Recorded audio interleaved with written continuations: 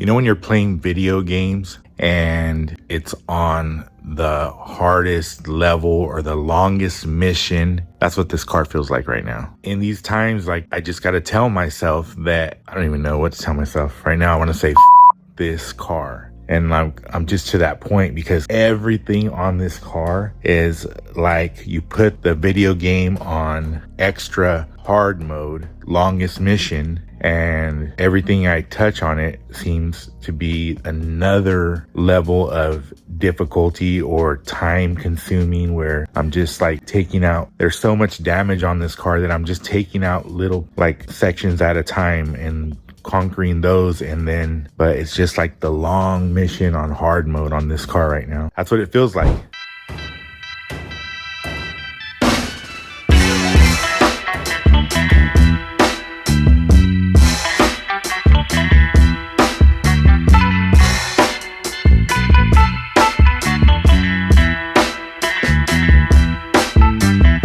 I'm getting ready to try the first pull on this left side with my pogo stick / hustler stick for auto body that I made. I'm just gonna pivot off the trunk. I got a piece of thick rubber on the jam, and hopefully that'll just, I'm trying not to use too much force, and then I'll put a piece of rubber in between the foot pad that I made for the stick and the trunk so that it doesn't leave any marks. It just kind of prise against it. I'm not going to use too much pressure. I'm going to go on the bottom hook, the one closest to the pull tab that I welded on, and give it a try. Well, the good news is it's working, but the bad news is it's going to take a long time because I have to weld that clamp, do the pull, grind off the welds, move it to a new position because the whole side is just twisted down and in.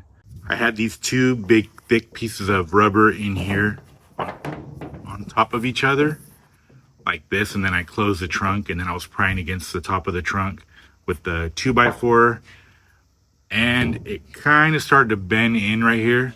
So I thought of a genius idea, and I said, well, why don't I get a piece of hardwood that I have laying around and make a little molded piece that just goes right in that jam area on that trunk well where that weather strip goes down. And then I could put that in there, pry against that instead of bending this edge, and then put the rubber on top like that, or like this, and then pry against that. I put that little porta power ram in there too to push up on that corner where it's really down. And hopefully by me pulling on this tab, it'll relieve some of that pressure, and that'll start to come up even more.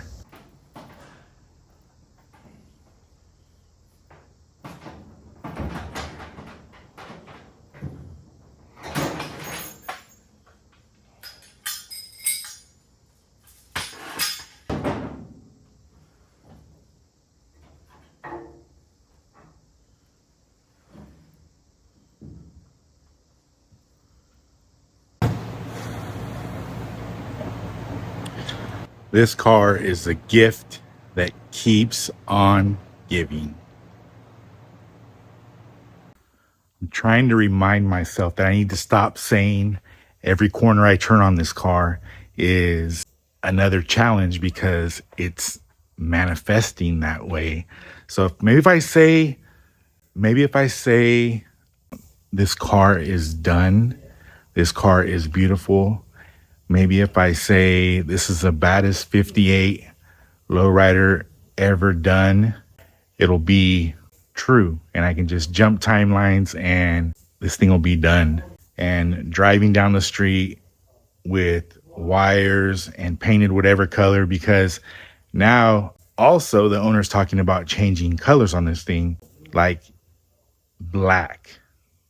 So that takes this car to a whole nother difficulty level, because black, as you know if you're into cars, shows every imperfection like a mirror. So yeah, that's where we're at on the 58. And I just came across an old repair, probably done in the 60s or 70s. It wasn't done on the last, well, possibly was done on the last restoration. I figure this car is about between 15 to 20 years old as far as the restoration goes, the last time it was done.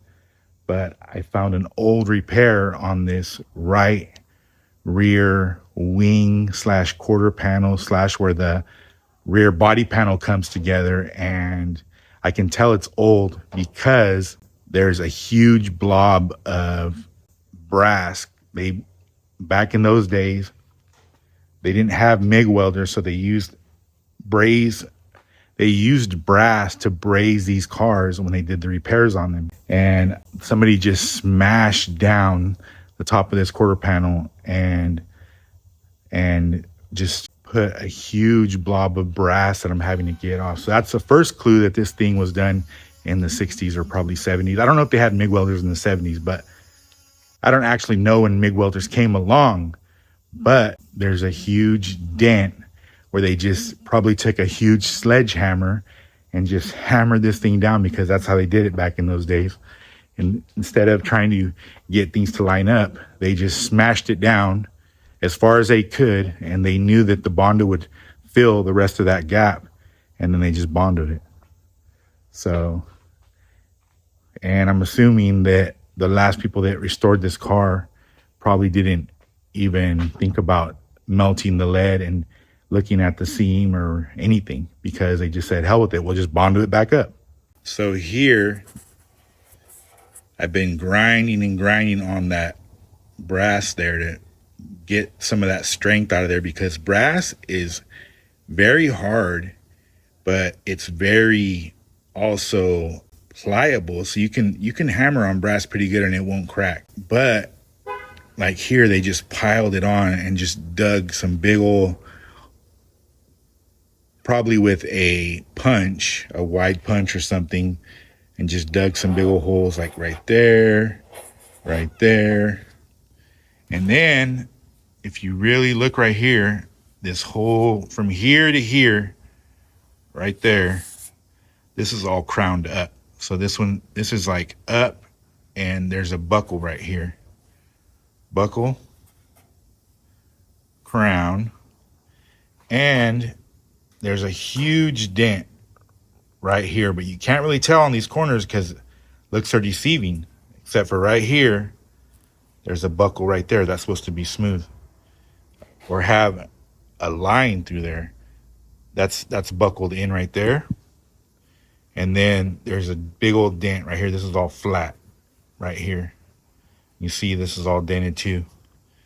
So that's why I really got in here and hammered on this edge and tried to lift this up and put those pull tabs on there and pry that up.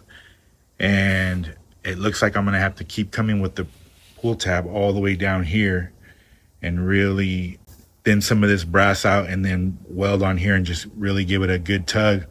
And here I can go on the floor with the trunk on, so I can put a rubber pad down there on the floor, because I'm gonna cut out that floor. Who gives a shit about the floor? We're gonna cut that floor out and put a new floor, so I can just tug on this thing and just try to get this up. And maybe I can have somebody here come in here and tap these dents all out, because this thing is really low in this corner right here, as well as the whole thing. That's why this corner wasn't coming up easy, because normally if you pry up there in the corner, this whole thing will kind of come up. Also, the other clue about this thing that it was an old repair is because it all was leaded over again, and it had a lot of lead. It makes me want to get rid of the rest of this lead right here and really look at this corner as well. I think I'm going to do that now. I wasn't planning on doing all of this and taking all that out because it looked pretty good on this side. But now that I'm seeing the extent of the damage up here, I'm wondering if in here it might be damaged as well. We came to help my boy Vic real quick on the 57. The 57, I did some repairs on, touched up all the paint and detailed the whole thing, cut and buff and painted some areas and polished the whole thing and waxed it and glazed it and got it all looking good, but it has issues with the fuel injection, so the car never really ran that good. So when you'd come to a stop sign, it would just kind of like sputter a little bit sometimes and cut out. And he took it to 3 different shops. So the thing is, on those old fuel injections, they never really worked that great, as far as I know. Maybe there's some guru out there, but that stuff's old technology. So we just decided that after 3 shops that we're just going to put a carburetor on it. So that's what my boy Vic is here doing. We're going to see if we can get it started right now. He's to the point where he's got the distributor and he just needs me to come over and do the timing on it and adjust the carburetor. And so that's where we're at with that car, but you'll check it out. And the Le Mans is here too. So I haven't got any footage of the Le Mans in a long time, and I want to do a walk around. Hopefully I'll have time to do that too right now.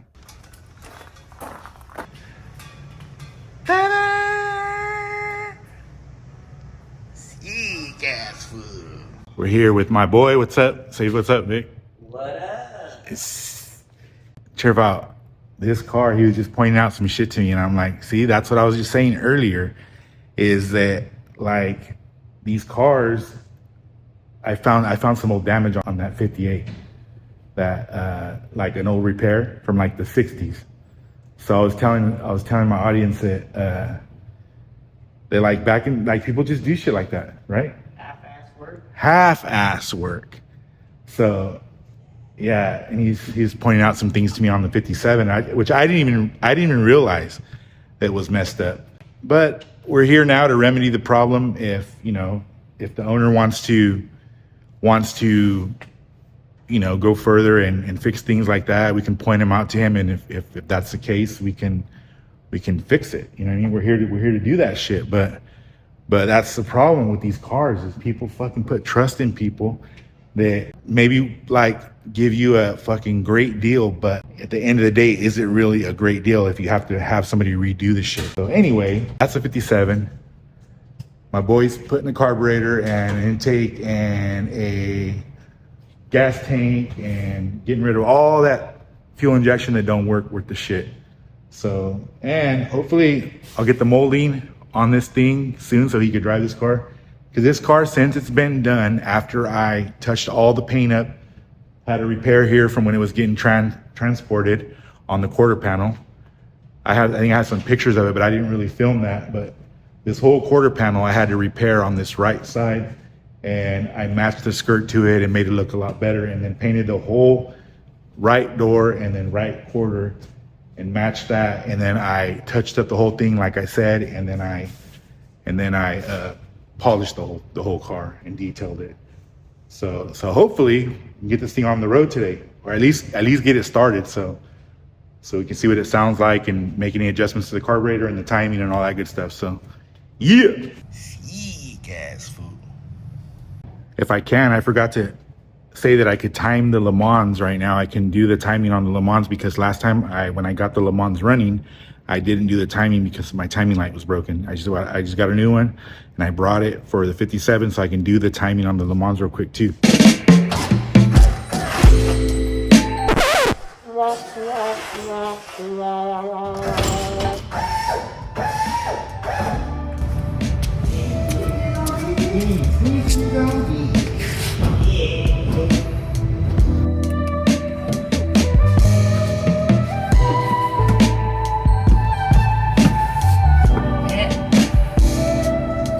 Blocked off the vacuum advance and start it. Yeah. Flat tire. I was trying to be all cool, bro, and that shit happened.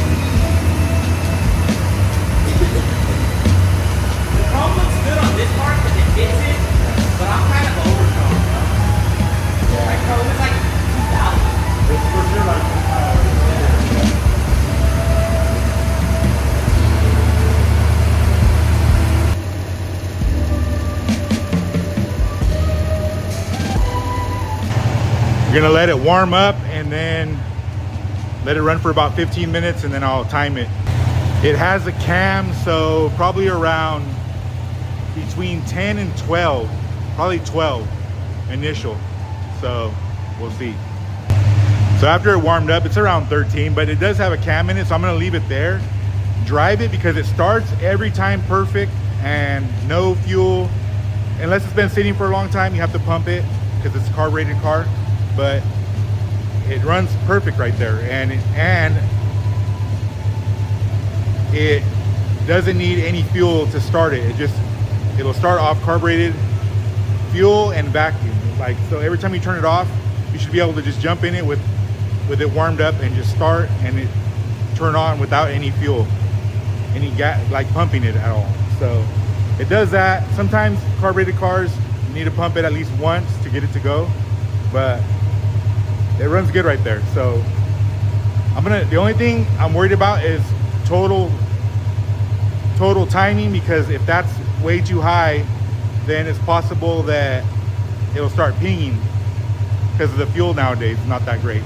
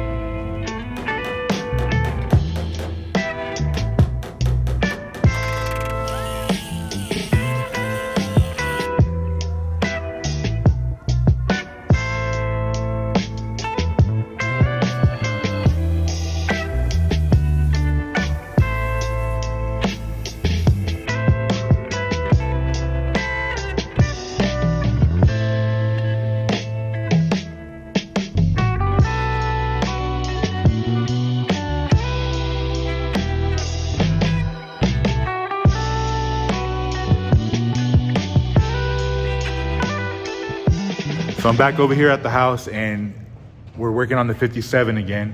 I didn't get to do a walk around the Lemans yesterday, so I'm gonna do that real quick. We got busy on the 57. My boy Vic needed me to help him with a couple things. Finalizing the fuel pump, so we had an issue with fuel. So getting the fuel pump lined up and then also doing all the install of the spark plug wires and getting this thing running yesterday, so we got busy on that. I didn't get to do the walk around on the Lemans like I wanted to, so I'm gonna do that real quick right now. But the 57 is running. He's finalizing all the wiring, and we had to move a couple fittings for heater hoses on the intake, but it's coming out really clean. We're both happy with the way it's coming out. So this thing got an intake, an Edelbrock intake, an Edelbrock carb, a new distributor, a new ignition coil, all new spark plugs, all new wires, and all the accessories that go on the intake, a new tank because it's a fuelie. It's an original fuelie car, but that fuel injection, like I said for the third time, was garbage. And this is also, I did the spot repair on this door and this quarter. Got the cheese balls on it. Cheesy cheese balls. And then I touched up every part of paint that I could on this thing with brush touch. and then sanded everything, and then also polished the whole car and detailed it out. And so this is what it looks like. And the only issue with this car is it went to like 3 different shops, somewhere down south, somewhere over here in the hills, and it got hydraulics and accessories. It's got the spotlights, and some of the even accessories didn't get put on right. So unfortunately, this thing got damaged in transport, so that's why I had to do the spot job on it. And the hydraulics still leak. That's where we're at on this car, but it's done. As far as our part is concerned, it will be done today, unless the owner wants to keep on going and do more repairs on the hydraulics. Other than that, that's the car. It's got Continental kit, dual antennas, black top, cheesy cheese balls, some gold trim. It's got the gray with the red interior, spotlights, accessories all put on recently, cigarette holder, original radio. It's another old restoration as well, so it's got some paint defects. It's a clean driver. Missing the molding down there that I still got to put on from when I did the spot repair. But this is what we would call a clean driver, I think. What do you think, Vic? Yeah, I think it's a little bit of a step above a driver. Yeah. Step above a driver, step below a show car. Yeah. Right in between. Yeah, somewhere in there. But that motherfucker right there, that's still wet. This is the Le Mans that I built. Oh man, this thing's already been done for about 2 years now. Looks like it got done yesterday. Yeah, and so this thing got full lowrider restoration, I guess you could call it. This thing was done in the 90s. Me and my mentor that taught me how to paint and the owner actually built this car at my first shop in 1998. Actually not built it. He did some repairs on it, prepped it, brought it to the shop, and me and my mentor and him painted this car. And then I had Rico's pinstriping from Merced come down and pinstripe it, and we re-cleared it. And it was the same color, candy apple, actually candy brandy wine. So I did an updated version on this car, did all the graphics in candies and pearls. And I did the whole car over again. It's got a fresh motor, 350 Pontiac. This is a Le Mans. Basically it's a mid-size car for the year. It's a 1976. And the beat was done by Perfect Beat in Modesto from back in the day. If you know anything about Modesto, California history, that was one of the original lowrider shops in the early 2000s, late 90s. And so we kept the beat all the same, except for some tweeters that we had to put in. We changed the amps because the amps had went bad after they sit for a while. The resistors or whatever got spoiled, or I don't know what happens, but the amps weren't working. So I put new amps, rewired the whole stereo. It's got 2 12-inch subwoofers. It's got all the hot mids and highs. It's got 2 6.5s in the back with tweeters, and then on the doors there's 2 more 6.5s on panels with tweeters, so separates all the way around. This thing sounds really good. It's got a couple Alpine amps in it, and it's got real Daytons on it, straight lace that he recently bought. We were originally gonna put cross lace on this car, but this car had, back in the day, straight lace on it. So we kind of wanted to keep it true to the original build. So we put straight lace back on it. They are real Daytons. They're 13 by 7s. It's all lifted. I'll show you the hydraulic setup right now, and I'll show you the motor.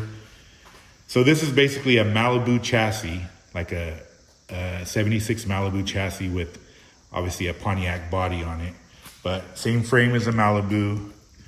but they just look a little bit longer because they're more kind of slanted in the back, more of a fast back on the back there. But yeah, I did all the whole rebuild, went through every component on this thing, the motor, the rear end, the brakes, the suspension, put all new suspension, new ball joints, new bushings, all got updated. I rewired the whole engine bay to make it look a little cleaner, put all the smog stuff back on this thing to make it all original. If you know, on these cars, they have a ton of smog. For a 76, it's smoggable, it runs. I put a little cam in the motor. This interior was done already, so I dyed most of the interior, put it all back in, whatever I could, and then just scrubbed the seats and really, actually I think I dyed everything and put everything back in. So I originally had the white interior like that. Let's see, open the hood. What motor is that? 355? No, it's a 350 Pontiac. Yeah, so they look, it's like the same as same as a big block, same size. It's so funny, but just smaller cylinders. So this is a 350 Pontiac. It has, like I said, a mild cam in it. I repainted all and repaired every like little plastic piece. You know, these come with a clear, but they were all yellowed, so we just went ahead and painted them all black. Painted the fender walls black, painted the firewall, same color as the car, and painted the engine block black, and put all the chrome, just shined all the chrome up and put it back on. I originally had all the chrome from, like I said, a 90s build. And there's the hydraulic cylinder. And went ahead and painted everything inside, all the jams, repainted all the jams, and recandied all those, recandied the firewall, recandied the cowl. And this thing was black under here, so candied the under the hood and under the trunk. It was kind of just, when it was originally done, there was no candy under there, so did all that. Like I said, the cowl. And this thing only had graphics before on the hood, on the trunk, and on the sides. And then I added the roof, did the whole roof, and then did the sail panels here as well. So yeah, so did all the candy on the underside of the trunk, and then candied all the jams back here, as well as the jams in the passenger compartment. And we just painted some gel batteries. Those are all the gel batteries, the yellow tops. Painted those black because we wanted just to keep it simple back here and have more of the candy. The frame on the actual hydraulic pump rack to kind of pop. This originally had, when Perfect Beat they did the hydraulic setup and the Beat, it had, I want to say, I forget what amps it had in there, but they were all bad. So I redid all the wiring on the stereo, redid all the wiring on the hydraulics. And like I said, cleaned everything up. All the dumps were all chromed already. All the pumps were all chromed already. All the hard lines were already all done. So cleaned everything up and then installed everything again.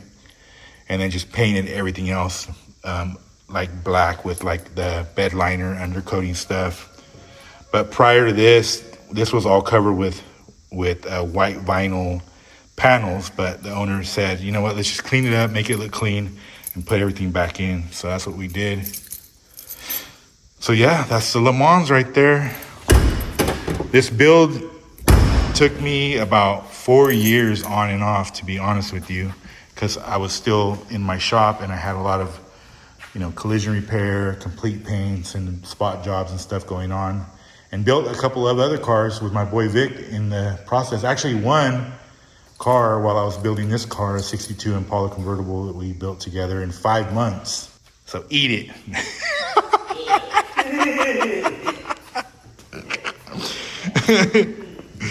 So I made it so that it runs on the choke. It starts every time. You just gotta pump it like 4 times. This is how you start a carbureted car, for anybody that doesn't know. Pump it 4 times, try it. Oh, started right up. The choke's gonna activate right now and it'll raise the RPM and close the choke. Runs on the choke. Once it warms up, idles down just like it's supposed to. You can hear the cam. We put turbo exhaust on it, so quiet. Owner didn't want loud. All the hydraulics work, all the stereo works, everything works on this car.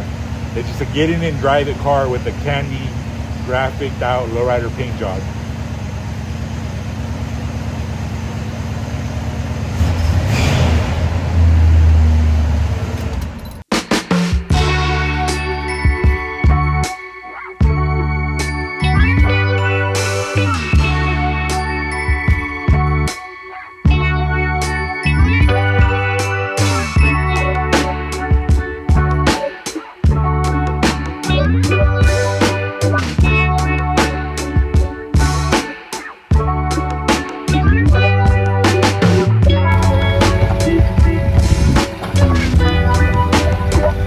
This 58 has been, if I'm being fully transparent, kicking my ass. I haven't recorded me doing a talking head in a while because I just been totally disgusted with this car right now, because there's just so many things wrong with what they did to this trunk opening on this car. I'm finding old damage. I'm finding where a lot of old damage. I'm talking like both sides of the trunk are having to get pulled. What I got going is I have that pogo stick and I have my come along and I got it hooked to the rotisserie. I got it hooked to the rotisserie. I have the base hooked to the rotisserie using a tie down strap, and then I have a plate welded on the quarter panel and I'm yanking that quarter panel. It's out. I finally got the quarter panel to come up in that corner by using the pogo stick and just prying on that floor and getting that corner to come that corner to come up. And I still have to get the back of this quarter on this right side to come up, but for now I'm trying to get it over, and on the same time trying to make sure that that right here where I did that repair doesn't suck in, because it, once I start pulling on that, it wants to like teeter back and forth, right? So I had to pull that rear body panel out to match that trunk. The trunk is just totally off, like off by a mile. What this car has just been super hard mode, but I think I got it kind of figured out where like I can move forward. Yesterday I was just like knocking my head against the wall trying to figure out how am I going to fix this, because a lot of times when you encounter these problems on these old cars and you don't have like a frame rack per se, or you know, you're doing it out of your garage, like you need to come up, and I always say this on my videos, or maybe I'm just saying it for the first time, I don't remember, but you need to come up with innovative ways to fix things, because you have to make tools or figure out what tools you can use at home or rig something up. But a lot of times it's being innovative and thinking outside the box to fix these cars. And that's what you have to do, because if not, you will legit, and I have 30 years experience, you will legit give up, because you'll just be like, I'll just Bondo it or whatever and just have a big old gap on one side of your trunk, or just fill it with Bondo. And that's what they did on this thing.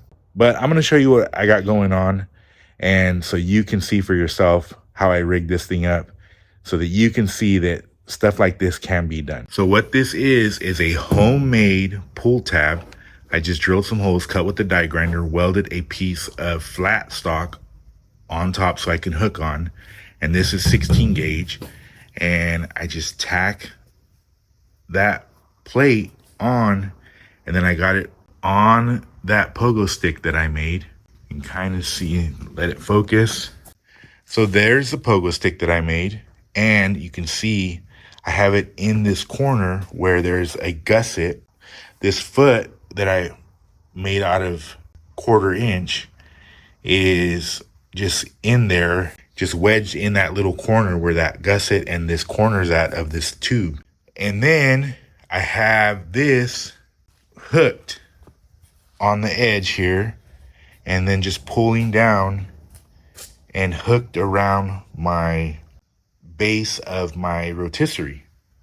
And I gave it a good yank. I tried to do it by hand and have somebody come in here, but for the amount of time that they have to hold that bar, it's just not feasible. I have to go in here now and just hammer on all these edges and straighten out all these edges. And just, if you can see right here, it's fat. Like I can go in here and just hammer that, because the more I pull, the more this thing wants to bow in. I had to knock a seam down right here, and I'll probably have to redo this little edge right here, but at least the trunk will line up, because I've been pulling. You can see here, I had to pull this thing up because it was so down right here in this area. But right here, there's a big, huge crown that popped up and a big old wrinkle that popped up whenever I started yanking on this real hard. And I'm going in here and I'm tapping on my seams, and I'm tapping. I got to get this jam area or this weather strip channel to kind of tilt in a little bit. So I'll hammer on that. And of course, I'm going to have to get this thing to come up all in the middle. This thing was just so far gone that back here, this whole edge is all good until you get to right in this corner right here. I can't lower the trunk at all right now because the pull tab and the chain is all in the way. But in here, I'll probably have to go in here and cut a window back here. In fact, I'm going to probably do that and cut a window right in this area and just hammer this corner, because it's all good. It's all a nice gap from the whole trunk from the other side to here until you get to like right here. And then there's a big old gap right here. So this tells me that this whole quarter panel on top is just kind of shifted this way, and it just kind of made this thing kind of twist out a little bit. So I'll go in there while I'm got that on there, that pull tab on there, and then I'll go in here and I'll kind of make that edge back to, where it needs to be. The only thing that kind of sucks about this is you can't really lower the trunk to see where you're at. I'll have to chop that pull tab off and then maybe start pulling from the bottom of the trunk jam, and then, or this bottom edge on the inside. And then I'm going to have to go in here and I want to go in here and just peck onto this whole quarter panel while that is under tension, and kind of get all this stuff to kind of like, it'll little by little, this whole quarter panel will turn and that edge will tuck in. I can get it to line up with the trunk, but it's going to take a lot of work just to get this quarter panel to twist, basically. Because the gap on it right now is, I'm talking at least I want to say 5/16 of an inch. It's big compared to the other side. And this trunk, I finally got it lined up where I know for sure it's going to sit, because it's perfect with the top edge. So yeah, that's why I say this car has been super challenging. Extra hard mode, long mission, game mode. I was legit like shook yesterday on like how I'm going to get this car done, especially with no help.